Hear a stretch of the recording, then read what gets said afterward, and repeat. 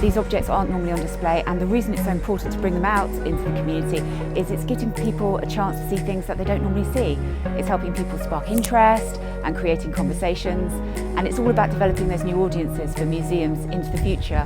So hopefully, by showing these finds today, people will get a better idea of what Collingham and the surrounding area was like before the building and the village we see today.